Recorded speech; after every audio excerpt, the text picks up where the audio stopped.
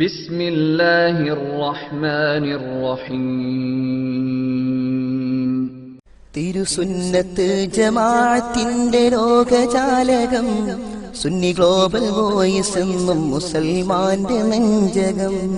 അറിവിൻ തരംഗമായി ദഅവത്തിനു പൂരണം, മമ മാനസങ്ങൾ നെഞ്ചിലേറ്റി ധർമ്മ പ്രവാഹം. അസ്സലാമു അലൈക്കും വറഹ്മത്തുള്ളാഹി. മറ്റേ മൈക്ക് എടുക്കാത്തതുകൊണ്ടാണ് ഞാൻ എടുത്തത്.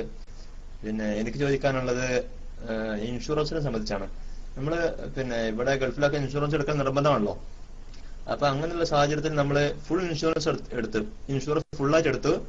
എന്നിട്ട് അത് ഉപയോഗിച്ച് അങ്ങനെ ഇൻഷുറൻസ് എടുത്ത ശേഷം വണ്ടി ആക്സിഡന്റ് ആവുകയും ചെയ്തു. എന്നാൽ ഈ ഫുൾ ഇൻഷുറൻസിന്റെ അത് ഉപയോഗിച്ചിട്ട് നമുക്ക് വണ്ടി നന്നാക്കാൻ പാടുണ്ടോ ഇല്ലേ എന്നാണ് എനിക്ക് ചോദിക്കാനുള്ളത്. മൈക്കോട്ടുന്നു. അസ്സലാമു അലൈക്കും.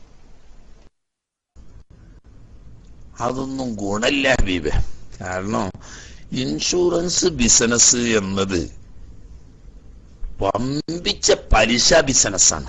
അതിന്റെ പിന്നിൽ നമ്മൾക്ക് കാണാത്ത വൻ തട്ടിപ്പും ചതിയും, അതിന്റെ പുറമെ പലിശ ബിസിനസ്, മല പോലെ വളർന്നു വരുന്ന പലിശ ബിസിനസ്സും എല്ലാം കൂടി കൂട്ടിക്കുഴച്ച ഒരു ആഖിർ സമാന്റെ ഫസാദിന്റെ ബിസിനസ്സാണത്.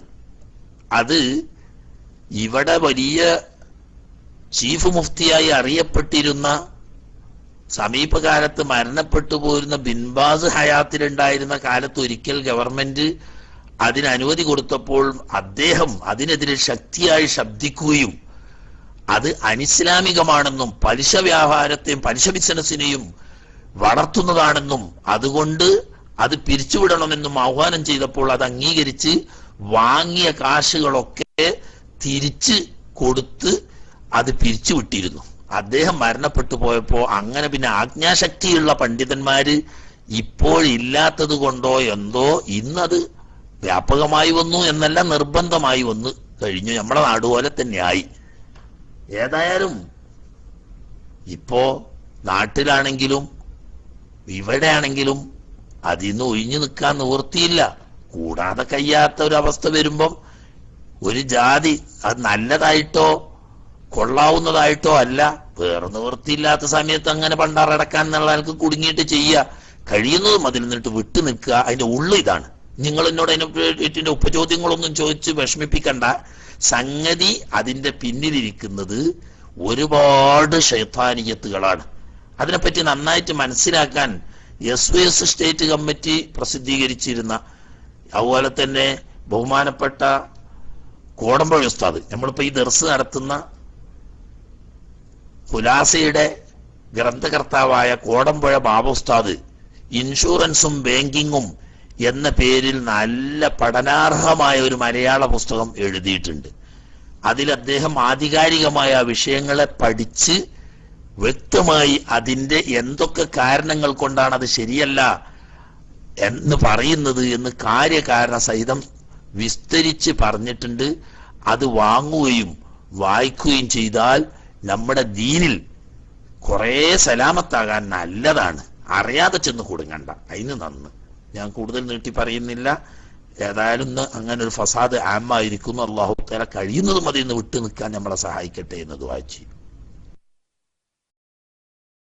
അസ്സലാമു അലൈക്കും ഉസ്താദ്. എല്ലാവരോടും അസ്സലാമു അലൈക്കും. പിന്നെ എനിക്കൊരു ഇൻഷൂർ ഉണ്ടായിരുന്നു. ആ ഇൻഷൂർ എനിക്ക് പാസ്സായിട്ടുണ്ട്.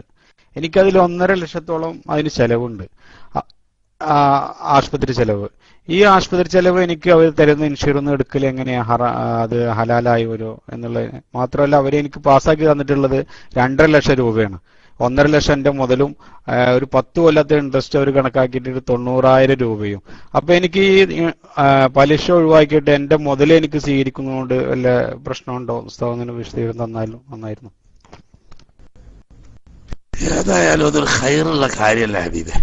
കാരണം ഈ ഇൻഷുറൻസിന്റെ വകുപ്പ് സാധാരണ ഇന്ന് നമ്മുടെ നാട്ടിൽ നടക്കുന്ന എല്ലാ ഇൻഷുറൻസിന്റെ വകുപ്പും പലിശ ബിസിനസ്സിലേക്കാണ് ഈ കാശ് വിനിയോഗിക്കപ്പെടുന്നതും ആ പലിശയുടെ ഇനത്തിൽ ഒരുമിച്ച് കൂട്ടപ്പെടുന്നു. അതുകൊണ്ട് അതൊരു ഖൈറുള്ളതല്ല എന്ന് തീർത്ത് പറയാം. ഖൈറുള്ളതല്ല. കൂടുതൽ ഏതായാലും നമുക്ക് അത് വാങ്ങി ഉപയോഗിക്കാൻ പറ്റൂല. നമുക്ക് ചെലവായത് തന്നെ വാങ്ങി ഉപയോഗിക്കുന്നത് ഹൈറല്ല. ഇനി അതങ്ങനെ അത്യാവശ്യം ഒരു ഘട്ടത്തിൽ നമ്മൾക്ക് ഇങ്ങനെ ഒരു ബുദ്ധിമുട്ട് വന്നപ്പം ചെലവായതാണ് അതിന് എടുക്കുന്നത് എന്ന് വെച്ചാൽ പോലും അതൊരു നല്ല മാർഗമല്ല. മറ്റേ ഏറുള്ള ഏതായാലും തീരെയും പാടില്ല. ഓക്കെ.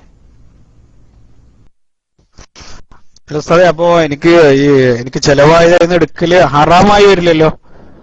ഹൈറില്ല എന്നുള്ള, പക്ഷെ അതില് ഹറാമുണ്ടോ ഇല്ലെന്ന് അറിയാൻ. ഹൈറില്ല എന്ന് പറഞ്ഞാൽ തന്നെ മനസ്സിലാക്കാവല്ലോ ഹബീബ്. അതായത് ഹൈറല്ല എന്ന് തന്നെയാണ് അതിന്റെ അർത്ഥം. അതിനിപ്പോ ഇനി കൂടുതൽ വിശദീകരിച്ച് പറയാനൊക്കെ അതിലൊക്കെ ചില ബുദ്ധിമുട്ടുകൾ ഉള്ളത് കൊണ്ടാണ് അങ്ങനെ ചുരുക്കി പറയുന്നത്. മനസ്സിലായില്ലേ? അതിൽ നിന്ന് തന്നെ നിങ്ങൾക്ക് കാര്യം മനസ്സിലാക്കാവുന്നതാണ് എന്നാണ്. അതായത് ഈ സംഗതി തന്നെ ഇസ്ലാമിൽ ഹറാമായ ബിസിനസ്സാണ് ഈ ഇൻഷുറൻസ് ബിസിനസ് എന്ന് പറയുന്നത്.